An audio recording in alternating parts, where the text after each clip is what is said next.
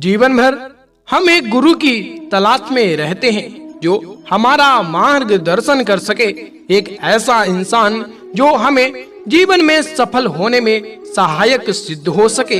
कुछ लोगों को ऐसा योग गुरु प्राप्त हो भी जाता है, किंतु ज्यादातर लोग इस मामले में भाग्यहीन ही रह जाते हैं।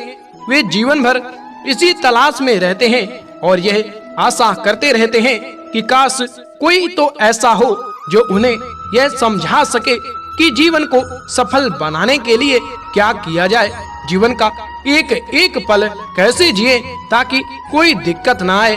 बात मेरी हो या आपकी, सभी को एक ऐसी जरूरत महसूस होती है जो उसे जीवन के बड़े निर्णय में मदद कर सकती है। अगर आज मैं आपसे ये कहूँ कि आपके जीवन का और कोई नहीं बल्कि श्री कृष्ण ही निर्देशित कर सकते हैं, तो आपको यह जानकर हैरानी होगी। दरअसल श्री कृष्ण के गुणों और उनके स्वभाव को देखते हुए जिन तथ्यों को आज हम आपके सामने प्रस्तुत करने जा रहे हैं, उन्हें जानने के बाद स्वयं ही श्री हरि के 8वें अवतार भगवान श्री कृष्ण को अपना परम गुरु मानने लगेंगे। ये तथ्य उनके जीवन काल को आधार मानकर भी बनाए गए हैं। उनके जन्म से लेकर उनके वैकुंठ लोक वापस जाने तक उन्होंने किस उद्देश्य से कैसा जीवन जिया है, यह हमें कई बातें सिखाती हैं। यह सभी जानते हैं कि श्री कृष्ण बचपन से ही नटखट थे। कान्हा की शरारतें और गोपियों संग उनके कहे सुनी से सभी परिचित हैं। यह जानने के लिए कि कंस मामा उनकी जान के पीछे पड़े हैं, लेकिन वे फिर भी शांत थे। श्री कृष्ण भले ही बाल रूप में थे, लेकिन वे श्री हरि के अवतार थे और इस बात से भली भांति परिचित थे कि कंस मामा उन्हें नुकसान पहुंचाने के लिए बारंबार प्रयास कर रहे हैं। फिर भी वे चुप हो गए और मूर्त नरेश के हर मुक्का का मुंह तोड़ जवाब देते थे। श्री कृष्ण एक बड़े घराने के वारिस थे। गोकुल में भी वे राजा नंद के बेटे थे और उन्हें राजघराने के तौर पर कैसे जंगल का पूर्ण अधिकार था। वे गोकुल के दूसरे लड़कों की तरह रहते हैं, उनके साथ खेलते हैं, उनके साथ चिपकते हैं और उनके साथ ही भोजन करते हैं। उन्होंने कभी किसी में कोई अंतर नहीं रखा। जब वे बड़े होकर चले गए तब महल में रहकर उनमें से किसी का राजघराने का कोई व्रत नहीं आया। वे चेहरे पर सरल भाव रखते थे और अपनी प्रजा की हर जरूरी बात का भी ध्यान रखते थे। श्री कृष्ण ने हमेशा अपने बाल लीलाओं से यह संदेश देने की कोशिश की है कि हमें कभी किसी से हारना नहीं चाहिए, अंत तक प्रयास करते रहना चाहिए, भले ही परिणाम हमें हार के रूप में मिले। अगर हम प्रयास ही नहीं करेंगे तो वह हमारी वास्तविक हार होगी। कृष्ण और सुदामा की दोस्ती को कौन नहीं जानता, लेकिन यह दोस्ती दोनों के प्यार के कारण नहीं बल्कि एक दूसरे के विरोध के कारण भी प्रसिद्ध है। आज के जमाने में दोस्ती के असली मायने कोई नहीं जानता।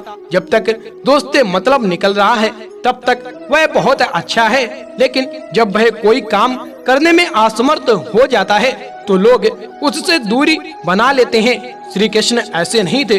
उन्होंने सालों बाद अपने महल की चौखट पर आए गरीब सुदामा को भी अपने गले से लगाया, उनका स्वागत किया, स्वयं अपने हाथों से सुदामा के पांव धोए, उन्हें इतना आदर सत्कार दिया कि इस दर्शक को देखने वाला हर एक इंसान ने इशारा किया। उस पल कोई यह समझ भी नहीं पा रहा था कि श्री कृष्ण एक राजा और सुदामा एक गरीब को इतना सम्मान क्यों दे रहे हैं। सुदामा उस पर अपनी गरीबी का हाल बयान करने के लिए ही श्री कृष्ण के पास आए थे। सुदामा कुछ कह ना सके, वह अपने दोस्त को कोई दुख नहीं देना चाहते थे, लेकिन जब वे महल से वापस अपने घर लौटे तो देखते हैं कि उनका घर सोने का हो गया है। यह श्री कृष्ण एवं सुदामा की मित्रता यहाँ बिन बोले ही सब समझ लिया गया था।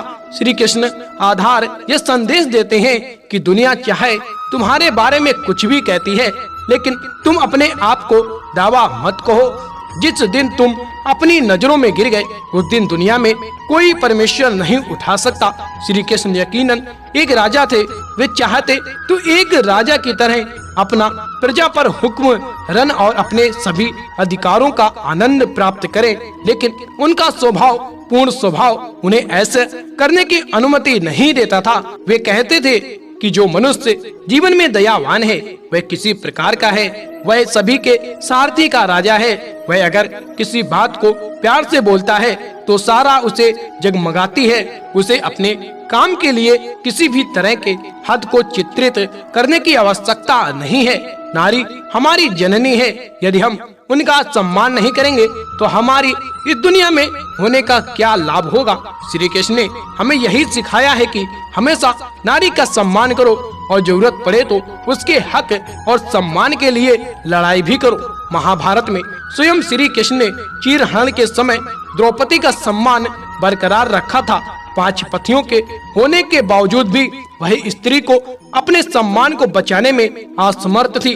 तब श्री कृष्ण ने ही उनकी मदद कर उन्हें जीवित किया। श्री कृष्ण जन्म के साथ ही आपके माता पिता देवकी एवं वासुदेव से अलग हो गए। उनका पालन ब्रह्म यशोदा एवं राजा नंद ने गोकुल में किया, यह जानते हुए कि उनके माता पिता उनसे दूर हैं और ये उनके अभिभावक नहीं हैं। श्री कृष्ण ने उन्हें दिल से प्रेम किया।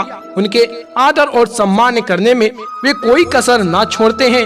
उनके अनुसार एक माँ जो जन्म दे या जो पालन ब्रह्म करे, दोनों में कोई अंतर नहीं। माँ तो माँ होती है और माता पिता से अनमोल दुनिया में और कुछ नहीं। आप भी श्री कृष्ण की इन बातों को अपने जीवन में उतारें। आज के लिए बस इतना ही। हम आपसे एक नई वीडियो मिलेंगे, तब तक आप अपना ख्याल रखें। जय श्री कृष्ण।